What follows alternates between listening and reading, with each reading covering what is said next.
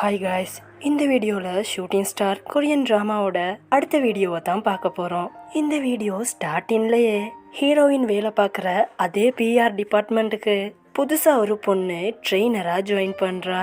அந்த ட்ரெயினர் பொண்ணும் பிஆர் டிபார்ட்மெண்ட்டை வியர்ந்து போய் பார்த்துக்கிட்டே இருக்க, பின்னால் வந்த ஹீரோயினும் என்னம்மா ஏதோ பார்க்க கூடாதத பார்த்தது மாதிரி முடிச்சுக்கிட்டே இருக்க அப்படின்னு ஹீரோயினும் பிஆர் டிபார்ட்மெண்ட்டை பார்த்துட்டு, ஓஹோ இந்த குரங்கு கூட்டத்தை பார்த்து தான் ஷாக்கானியும், அட இங்கே இப்படித்தாம்மா, இங்கே இருக்கிற செலிப்ரிட்டிஸ் வெளியே எவ்வளவு தான் ஃபேமஸாக இருந்தாலும் இந்த கம்பெனிக்குள்ள இவனுங்க கூட தான் நாம கடைசி வர காட்டியும் குப்பை கொட்டணும். இங்கே இருக்கிற ஸ்டாஃப் எல்லாருக்கும் இவனுங்களோட மூஞ்ச பார்த்து பார்த்து சலிச்சு போச்சு. அதனால தான் இப்படி, நீ இந்த டிபார்ட்மெண்ட்டுக்கு புதுசு இல்லை, போக போக பழகிறோம் அப்படின்னு ஹீரோயினும் சொல்ல, கட் பண்ணி அடுத்த பக்கம் ஆப்பிரிக்கால இருக்கிற நம்ம ஹீரோவை காட்டுறாங்க. ஹீரோவும் ஏதோ லெட்டர் ஒன்று எழுதிக்கிட்டு இருக்காரு.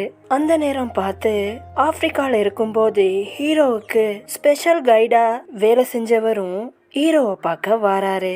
அப்போ அந்த ஸ்பெஷல் கைடும் ஹீரோவை பார்த்து, நீங்க திரும்பவும் கொரியாவுக்கு போறது மட்டும் உங்களோட ஃபேன்ஸ்க்கு தெரிஞ்சா அவங்க ரொம்பவே சந்தோஷப்படுவாங்க.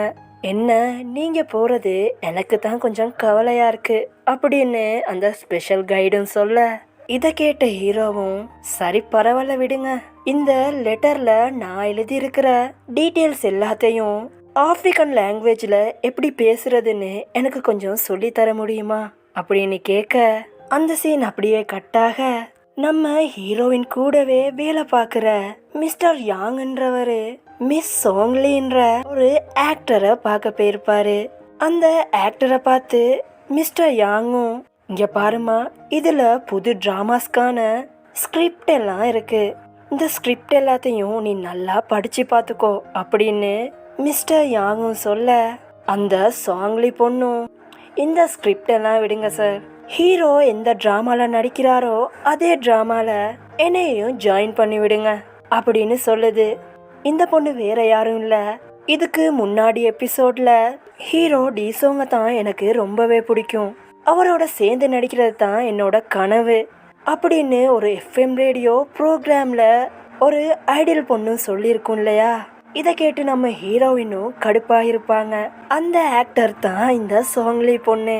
அந்த நேரம் பார்த்து மிஸ்டர் யாங்க்கு ஒரு ஃபோன் காலும் வர, அந்த ஃபோன் கால்ல, ஐயோ நீ எங்கயா இருக்க, என்ன பார்த்தா காமெடி பீஸ் மாதிரி இருக்கா அப்படின்னு ஃபோன்ல ஒரு அம்மா மிஸ்டர் யாங்க்கு கண்ணா பின்னான்னு திட்டுறாங்க. அப்ப மிஸ்டர் யாங்கும், மேடம் கொஞ்சம் பொறுமையா இருங்க, நானே உங்களை ஆஃபீஸ்ல வந்து மீட் பண்றேன் அப்படின்னு மிஸ்டர் யாங்கும் ஆஃபீஸ்க்கு கிளம்பி போறாரு. என்ன மேடம் ஆச்சு அப்படின்னு மிஸ்டர் யாங்கும் ஃபோன்ல திட்டுன அந்த ஆக்டர் கிட்ட போய் கேட்க, இங்க பாரு, உன்னோட ட்ரெயினர் எனக்கு எப்படி ஸ்கிரிப்ட் எழுதியிருக்கான்னு பாரு அப்படின்னு அவங்களோட ஸ்கிரிப்டையும் காட்ட, மிஸ்டர் யாங்கோட ட்ரெயினர் பையன் ஸ்கிரிப்ட் எல்லாத்தையும் தப்பா டைப் பண்ணியிருப்பான். இதை பார்த்த மிஸ்டர் யாங்கும், ஏண்டா டேய் இப்படியாடா பண்றது, அவங்க எவ்வளோ பெரிய ஆக்டர் தெரியுமா, இவங்க மட்டும் இந்த டிராமால நடிக்கலனா நீயாடா லேடி கெட்டப்ல அந்த ரோல்ல நடிப்ப, முட்டா பயலே, ஒரு வேலைய ஒழுங்கா செய்ய முடியாத உன்னால அப்படின்னு மிஸ்டர் யாங்கும் அவரோட ட்ரெயினர் மேல கோவப்பட, அந்த ஐடல் அம்மாவும் சரி பரவாயில்ல விடுங்க, சின்ன பையன் இல்ல, புது ஸ்கிரிப்ட புதுசா ரெடி பண்ணித்தாங்க, அதுக்கப்புறம் நான் பாத்துக்கிறேன் அப்படின்னு அந்த அம்மாவும் சொல்லிடுறாங்க. அதுக்கப்புறம் அந்த புதுசா சேர்ந்த ட்ரெயினின் பையனை கூப்பிட்ட மிஸ்டர் ஜானு, இங்க பாருடா, நீ வேலைக்கு புதுசுன்றது எனக்கு தெரியும், ஆனாலும் இங்கே உள்ள ஆக்ட்ரஸோட நடிப்பில் வர காசை தான் நாம சம்பளமா வாங்குறோம், அதனால இதுக்கப்புறம் உன்னோட வேலையில கவனமா இரு, உன்னோட வேலைய இஷ்டப்பட்டு செய் அப்படின்னு சொல்லிட்டு மிஸ்டர் யாங்கும் அங்கிருந்து கிளம்பிடுறாரு. அந்த சீனும் அப்படியே கட்டாக நைட் டைம்ல ரூம்ல இருக்கிற ஹீரோயினை காட்டுறாங்க. அவங்களுக்கு அடுத்த நாள் ஹாஸ்பிட்டல்ல ஏதோ ஸ்பெஷல் செக்அப் இருக்குன்னு தண்ணில ஏதோ மருந்த கலந்து குடிக்கிறாங்க. அந்த மருந்தும் உடனே அதோட வேலையை காட்ட ஆரம்பிச்சிருது. ஹீரோயின் குடுகுடுன்னு ரெஸ்ட் ரூம்க்கு ஓடுறாங்க. ஹீரோயினுக்கு பிரேக்கே இல்லாம பின்னால பிச்சுக்கிட்டு போகுது. ஹீரோயினும் ரெஸ்ட் ரூம்ல இருந்து பெட்ரூம்க்கு வராங்க. மறுபடியும் பெட்ரூம்ல இருந்து ரெஸ்ட் ரூம்க்கு ஓடுறாங்க. ஹீரோயினுக்கு அவுட் கோயிங் ஃப்ரீ மாதிரி சும்மா பிச்சுக்கிட்டு போய்கிட்டே இருக்கு. ஹீரோயினும் தடுமாறி முடியலடா முடியல, கண்ணெல்லாம் மங்களா இருக்கு, உடம்புல ஸ்ட்ரென்த்தே இல்லாம மெதுவா தவந்து முன்னுக்கு ஹாலுக்கு வர அவங்களோட கால் தட்டுப்பட்டு முன்னால இருக்கிற டிவி ஆன் ஆகிருது. டிவிலையும் நம்ம ஹீரோவோட புகழாரம் தான் ஓடுது. இது வரைக்கும் நம்ம ஹீரோ டேட்டின் ரூமர்லயோ இல்லாம வேற எந்த ரூமர்லயோ மாட்டுனதே இல்ல. அதனால தான் இந்நாள் வரைக்கும் ரேங்க் நம்பர் 1ல இருக்காரு. இத கேட்ட ஹீரோயினும் ஐயோ இருக்கிற பிரச்சனை பத்தாததுக்கு இது வேற, எங்க எங்க அந்த டிவி ரிமோட் அப்படின்னு டிவி ரிமோட்டை தேடுறாங்க. அந்த நேரம் பார்த்து ஹீரோவும் ஹீரோயினும் ஒன்னா சேர்ந்து எடுத்த ஒரு பழைய போட்டோ மாட்டுது. இத பார்த்த ஹீரோயினும் சி கருமம் இத வேற பார்த்து தொலைஞ்சிட்டேனே அப்படின்னு கடுப்பாக ஹீரோயினுக்கு மறுபடியும் பச்சை கொடி காட்ட ஹீரோயினும் முடியலடா முடியல அப்படின்னு ரெஸ்ட் ரூம்க்கு ஓடிடுறாங்க. அப்படியே அடுத்த பக்கம் ஆப்பிரிக்கால இருக்கிற நம்ம ஹீரோவை காட்ட அவருக்கு ஆப்பிரிக்கால ரொம்பவே பிடிச்ச ஒரு பையன் இருப்பான் இல்லையா, அந்த பையன் கிட்ட போய் ஒரு புது ஷூவையும் கொடுத்து இங்க பாருடா இந்த ஷூவை யாருக்கும் கொடுக்க மாட்டேன்னு எனக்கு ப்ராமிஸ் பண்ணு அப்படின்னு ஹீரோவும் ப்ராமிஸ் கேட்க அந்த குட்டி பையனும் ப்ராமிஸ் பண்ணிடுறான். அப்படியே அடுத்த நாள் ஹாஸ்பிட்டல்ல செக்அப்காக வந்திருக்கிற ஹீரோயினையும் மேனேஜர் பொண்ணையும் காட்டுறாங்க.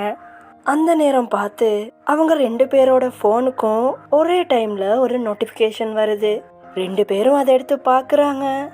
அந்த நோட்டிஃபிகேஷன்ல முன்னாடி எபிசோட்ல ஒரு ஆக்டர் டேட்டின் ரூமர்ல மாட்டினார் இல்லையா, அதே கிறுக்கு பயப்புள்ள இன்னொரு புது பொண்ணோட ஜாலியா இருக்கிறது ஒரு போட்டோ மூலமாவே சோஷியல் மீடியால ஸ்ப்ரெட் ஆகிருக்கு. இத பார்த்ததுமே மேனேஜர் பொண்ணுக்கும் ஹீரோயினுக்கும் டபுள் மடங்கா வயிறு கலக்கிறது.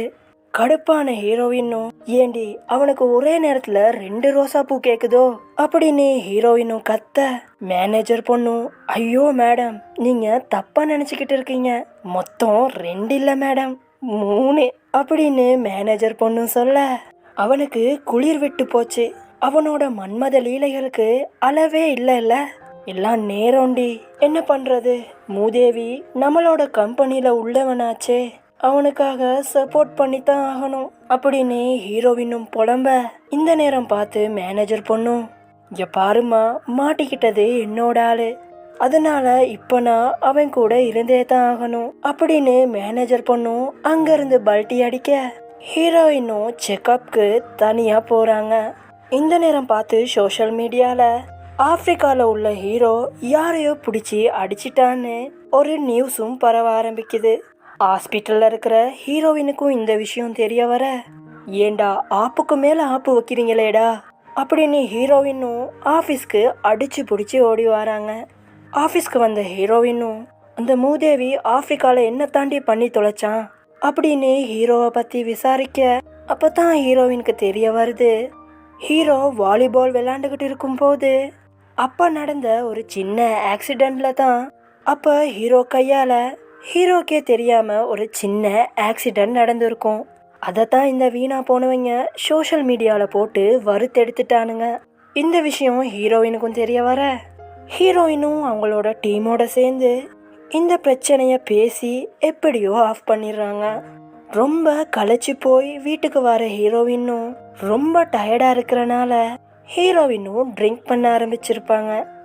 அப்ப ஹீரோயினுக்கு ஹீரோ ஆப்பிரிக்காவுக்கு போறதுக்கு முன்னாடி இப்ப உன்னை மிஸ் பண்ணிட்டேன், ஆனா நான் மறுபடியும் வந்ததும் உன்னை மிஸ் பண்ணவும் மாட்டேன், யாருக்காகவும் விட்டு கொடுக்கவும் மாட்டேன் அப்படின்னு சொல்லியிருப்பான். இது ஹீரோயினுக்கு ஞாபகம் வர ஹீரோயினும் நீ கொரியாக்கு திரும்பி வா மகனே, அப்புறம் இருக்கு உனக்கு கச்சேரி அப்படின்னு ஹீரோவை திட்டுறதோடையே இந்த பார்ட் கம்ப்ளீட் ஆகுது. வீடியோ எப்படி இருந்துச்சுன்னு கமெண்ட்ல பின் பண்ணுங்க.